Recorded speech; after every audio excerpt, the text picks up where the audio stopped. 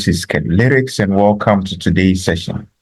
In today's brief video, we are taking a look at meta-analysis, and we're going to see how we're going to conduct a meta-analysis, and we're going to do so by reviewing the meta sections of some published articles.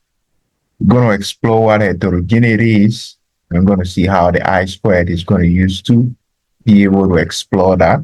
And finally, we're going to look at the forex plots. And so we encourage you to stick right to the very end so as to be able to benefit. Mind you, there's a lot to learn. Why not pause the video, click on the subscribe button, and turn on the post notification bell so you are always notified whenever a new video like this is released. Now let's go to those articles and see how we can review those articles. So we're going to review 4 articles. I'm going to upload the link to these various articles at the description section of this video. And so the first one has the title, Systematic Review and Meta-Analysis of Outcome-Related Anemia in Patients with Subarachnoid Hemorrhage. And so we dive straight to the statistical analysis part, which deals with meta-analysis. So he says that for analysis between post blah blah, formal meta-analysis was performed using Reviewer Manager. So it means that we can use Reviewer Manager to do this kind of analysis. To address the assumed heterogeneity, random effect models for meta-analysis were used for all comparison.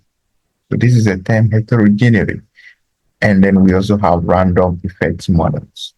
So there are 2 types of models that one can run when we are doing meta-analysis. One is the fixed effects model or the common effects model. And we have the random effects model as well.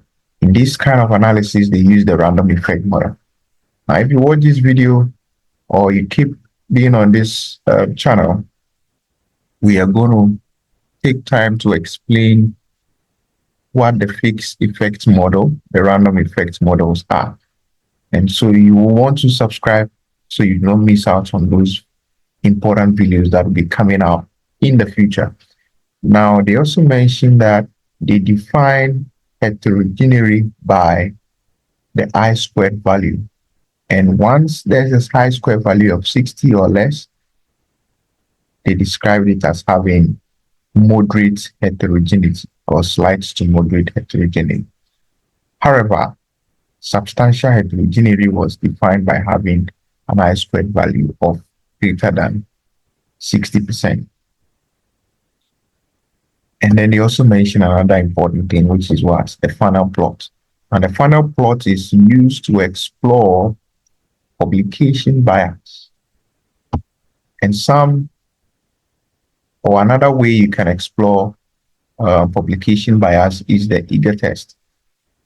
And so basically, this is how this particular artists were able to conduct their meta-analysis. Now let's go to the next study and see this is a meta-analysis of association between BMI and health-related health quality of life among adults. And so we move straight to the method session to be able to see how they were able to conduct their meta-analysis. And then right here, we have the meta-analysis. So a random effects meta-analysis was undertaken to take account for the difference in the study design and location. So random effects model takes into account these differences in the studies. Then they go ahead to say that they use the I-squared statistic to evaluate heterogeneity. That is what we mentioned. And then for publication bias, they used the funnel plots and they used the Eager test. These are 2 ways in which we can be able to assess publication bias. Now, the possible causes of heterogeneity were examined using univariate and multivariate meta-analysis and our meta-regression. So we have 2 types of moderator analysis. When the moderator is categorical, or dichotomous in nature, then you want to do a meta ANOVA. However, when we have it as a continuous variable, then we want to do a meta regression. So in this case, it means that the authors have their moderator variable being a continuous variable, and for which reason they employed the meta regression model. Yeah, so basically this is what these RS did in their meta-analysis. Now let's explore this other study and see what they also did. Now, when we come to the meta-analysis, to summarize the effectiveness of intervention, blah, blah, due to high heterogeneity in the studies and interventions, we undertook a random effect model. So we see here again, random effect model. And then we summarize effectiveness of blah, blah by subgroups. And so this is a way to kind of reduce the heterogeneity in the study by doing subgroup analysis. And that is what they have done. And then there's an important note to take in mind when doing the regression or meta regression that is captured here as well. So now let's go ahead to see what they have done. Now, and they said we presented a meta-analysis result using a Forex plot. So what is a Forex plot? We get to know what a Forex plot is in a few minutes. Now, they also went ahead to say that they assessed the heterogeneity by using the I-squared, which is common, and we did not perform meta-regression as it is not recommended when the number of studies is small, specifically less than 10. So this important information is necessary to take note of. So whenever you want to do a meta regression to see if there's a moderator affecting or contributing to the observed heterogeneity or high value of I-squared in your study, you want to do a meta regression when the variable or moderator variable is continuous. And mind you, you only do that when you have a study size or the number of studies being more than being 10 or more. And so in this case, there was no need for meta regression because it was actually needed.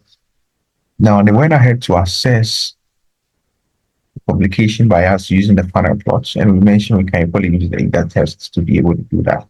So basically, this is what is involved in running a meta-analysis. Now let's take a look at the Forex plots that is mentioned here. So generally, a Forex plot looks like this. Let me go to the other studies and see how their Forex plot looks like. So perfect. This is how a Forex plot looks like.